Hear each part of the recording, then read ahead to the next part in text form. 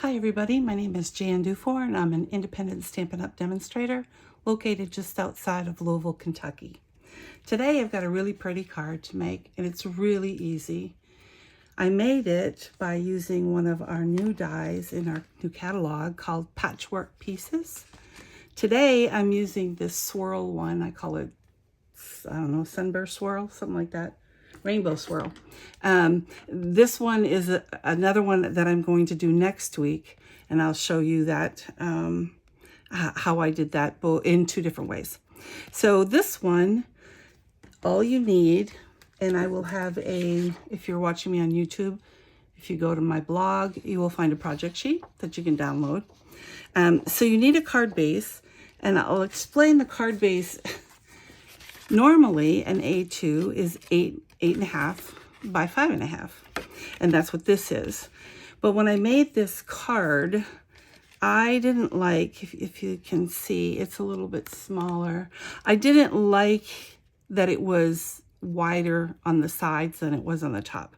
So I went ahead, I just took the card base that was cut in half and just trimmed off 1/4 inch of both sides. However, if you're making a card from scratch, you just have to make it 1/2 inch smaller. So again, that's 8 by 5.5 scored at 4. And that makes this, it doesn't make any difference when you put it in the A2 card. It looks fine. So that's what I did. So let's go ahead and I will cut this one down because I already have one out. And this is basic white thick. There you go. I cut off 1/4 inch. Now it's a little bit smaller and it will look much nicer. As you can see, I actually cut out 7 times this, we'll call it swirl die in 7 rainbow colors. Now, in my project sheet, I have this all written down so you don't have to scurry to write it down now, but this is real red, pumpkin pie, crushed curry, blueberry bushel, which is a new color. It's a returning color. Shaded spruce, gorgeous grape, and blackberry bliss. The way you remember it, if you learned it in school, is Roy, R-O-Y, B, Roy, B, Give, G-I-V. So green, indigo is this, and violet, which I chose for that. So now that we have it all spread out, now I've already made 2 cards. I made this one. I started with this piece up in the corner, and I went to the next one, and the next one, etc. There's only 6 of these, so I didn't get to use this Blackberry Bliss until I made the second card.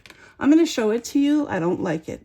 I wanted to do it 2 different ways, which I did do with the other one that I'll do next week. And it looked great both ways. This one I don't think did, but I'll show it to you. It just doesn't translate. The edges don't line up. I tried doing it a lot of different ways. It just didn't work for me. So I'm sure there's a mathematical reason for that, but I wasn't interested enough to find out. The only reason I told you that is in order to make the next card. So after you make one card, you started here. The second card starts here, which it's already missing.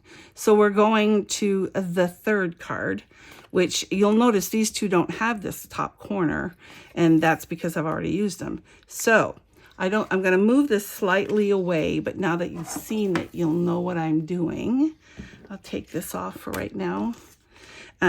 So all I do is I took the corner and I put some 2-way glue on it, a mono adhesive. It lets you slip it around, and I put it right up in the corner. You're not going to see this white piece of paper when we're done. So I put that one down. Then I go to the next color, which is this big long swishy swirl. It's the one that goes, oops, I just slid that over while I wasn't paying attention. All right, so we're going to put the next one, which is the blueberry bushel. And you just snug it up. Make sure that, you know, your edges are lining up. That's the most important. And they will if you are laying them down. They should line right up. There we go. Put that down. Then we're going to the next color, and this is the color I already placed, so this is the next one. And you end up with 7 cards. And it did take a little time to prep because you have to roll it through the emboss machine, stamp cut and emboss machine, and it takes a little bit of time. But I basically rolled them through and then just slid them off, but I didn't mess with them too much. Next will be this swirly color, or not colors, gorgeous grape in this swirly shape is what I was trying to say. And as you can see, it's really not hard to put them together. And then I had already used this one. Did I do this wrong? Let's see. Yellow, blue, green, purple, indigo. Oh, yeah. I forgot. Indigo. There's a smaller, it throws me off because that piece is so, the other piece is so small. So then we put this in, it goes right in the corner, right up against it. And then we go back to red to get that very bottom piece. It's very small and I freaked myself out a couple of times. Couldn't figure out why it wasn't coming out right. It's because this piece is really small and I don't think about it. All right, so I'm gonna let that sit for a second. So that's your beautiful coloring. And I just noticed there's a little bit of, I didn't push it over quite far enough. So there's a little bit of red showing, or white showing there. So I'm just gonna go ahead. It's such a minute piece. I'm kind of just putting the scissors up at an angle underneath it. This also needs, whoops, a tiny bit of glue. There we go. All right, we'll set that down. So there, so we've got that base card all done. We're gonna go ahead and put the backing on it.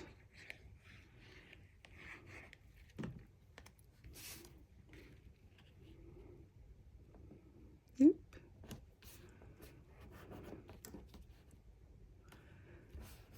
Look at all my edges. I was gonna say, I've got still another little piece of white here. I was not very straight when I cut my, and as you can see, I'm kind of undercutting it because it doesn't show. And this is just some glue. All right, I'm getting there, guys. I'm getting there. This was a lot of fun playing with all these colors. I never did the rainbow thing when we had rainbow dies. I don't know why, I just never did. And so you can see when I put this card on there, the distance is equal all the way around. If I had left that 1/4 of an inch on this side, it would have looked off, I think. So there's that. I'm going to go ahead and stick it under my favorite press, which is my big block. The only thing I ever use it for is to lay things down on. And then we're going to stamp a thank you. The thank you comes from, I love, and we'll be using this a lot, Timeless Arrangements. The sentiments are perfect. Some of them are just, you know, hope your day is filled with everything good. You can use that for tons of things. A very big, and you can put thank you. Anyway, it's a great set. So we're using that. And I've got a little die here. This piece is 1/2 an inch. No, I lied. 1/4 of an inch by 2.5. So we're going to ink it up. And I'm going to put it as centered, and I can't look over it because, here, we'll do it this way so I can see the red better. I can't stick my head in the camera. You wouldn't really want to look at the back of my head, I'm pretty sure. And it's a little high. So that's why we have 2 sides. So what I am going to do is kind of stick my head in. Here we go. This will be better, I think. That's what I use my Stamparatus. There you go. That's fine. And so then, let me cover this because I will stick my finger right in the middle of it. Ooh, move my greens. They do, I usually push them off so that I don't have to be in the middle of playing with it. I'm going to go ahead and put some glue on it, put on the back. Oh, no, I don't. I don't want to do that. Well, that's fun. Don't you love it when you are watching something and they tell you, oh, don't do that? There's a reason. It's because we did it wrong. Okay, here's my thank you.